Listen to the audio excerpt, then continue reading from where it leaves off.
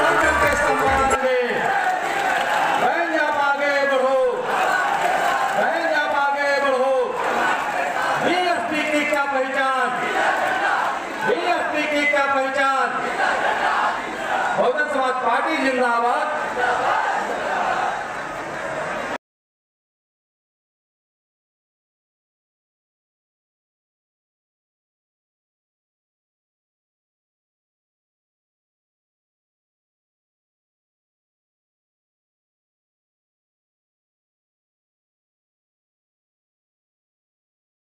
अपने स्थान में बैठ जाए, किसी को कोई दिक्कत नहीं होनी चाहिए, ये मेरा हाथ जोड़ करके निवेदन है। भाई दादा चौक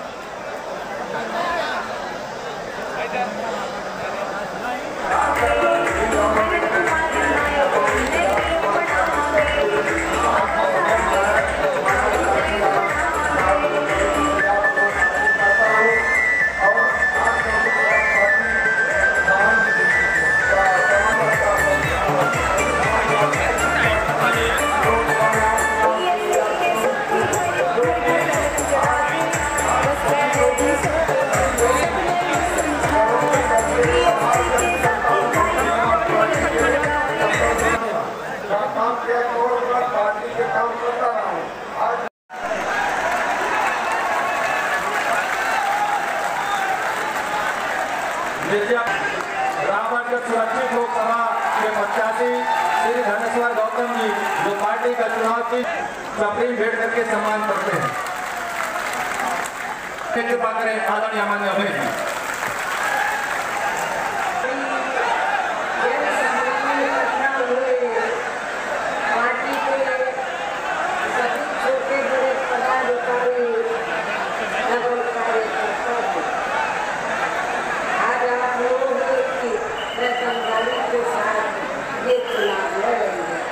इसके साथ ही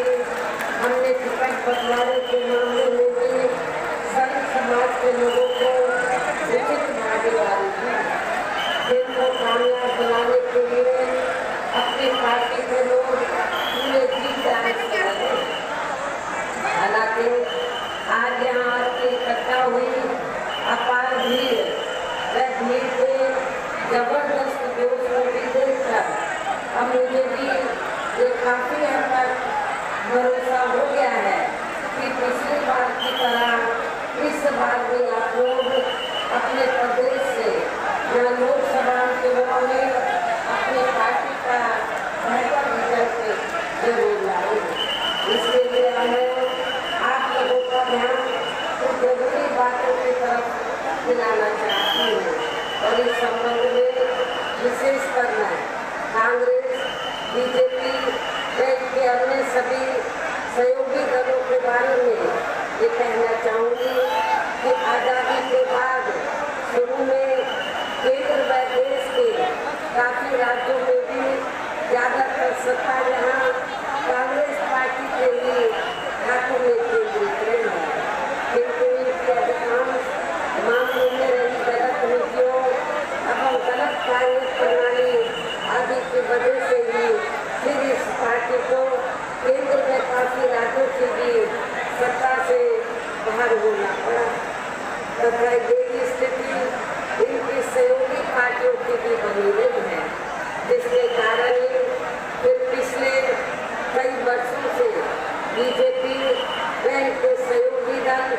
केंद्र एवं काफी राज्यों की भी सत्ता में काबिज हो गए हैं, लेकिन उनकी भी ज्यादातर रही जातिवादी, पूंजीवादी, संकीर्ण, सांप्रदायिक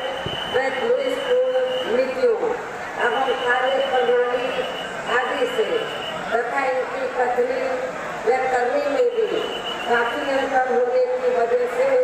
अब ऐसा लगता है इस बार ये पार्टी भी केंद्र की सत्ता में आसानी से वापस आने वाली नहीं, यानी कि भारतीय जनता पार्टी भी इस बार केंद्र की सत्ता में आसानी से वापस आने वाली नहीं है, बशर्ते यदि ये चुनाव इस बार फ्री एंड फेयर होता है तथा चर्चा के मुताबिक वोटिंग मशीनों में भी काफी गड़बड़ी आदि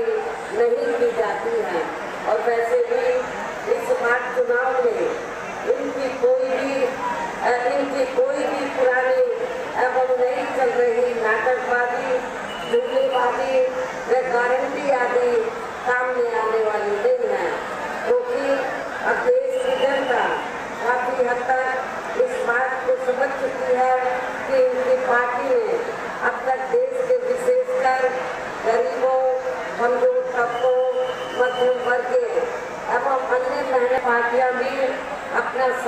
चलाती हैं तथा चुनाव आदि भी लड़ाती हैं, जिसका काफी कुछ खुलासा बॉन्ड की आई रिपोर्ट से भी हो जाता है। और इस संदर्भ में मैं आप लोगों को ये बताना चाहती हूँ कि अभी कुछ दिन पहले माननीय सुप्रीम कोर्ट ने बॉन्ड के बारे में जो रिपोर्ट का खुलासा किया है, तो उससे ये स्पष्ट हो जाता है कि इससे स्पष्ट हो जाता है कि इस देश में कांग्रेस, बीजेपी, अन्य जो और भी विरोधी पार्टियां हैं, तो उन्होंने इस देश के बड़े बड़े पूंजीपतियों व धनराशियों से तो अपनी पार्टी के संगठन को चलाने के लिए व चुनाव आदि लड़ाने के लिए बॉन्ड के जरिए इस देश के बड़े बड़े पूंजीपतियों व धनराशियों से अरबों खरबों रुपये लिया। ये स्पष्ट हो जाता है। लेकिन उस रिपोर्ट में ये भी खुलासा किया गया है कि देश में अकेले ही बहुजन समाज पार्टी जो केंद्र की सरकार को टैक्स देती है, टैक्स से जो पैसा आता है, उस पैसे से आप लोगों को मुफ्त में राशन दिया जाता है। ये आप सोनभद्र से प्रत्याशी हैं, तो किस प्रकार की बातें हुई और क्या उन्होंने निर्देश दिया कि आप बचे हुए दिनों में जनता के बीच जाकर आप कौन सी बातें जनता के बीच में रखें? इसके साथ ही